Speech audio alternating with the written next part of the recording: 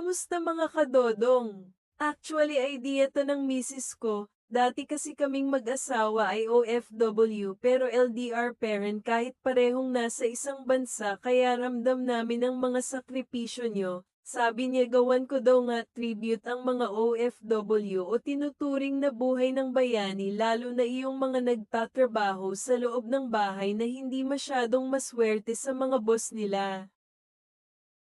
Kasi may mga amo talagang papakainin ka sa almusal ng isang hiwa ng sliced bread, walang libreng kape tubig lang talaga tas siopaw sa tanghali, dalawang maliliit na nga lang sasabihin pa sa iyo na don't eat too much.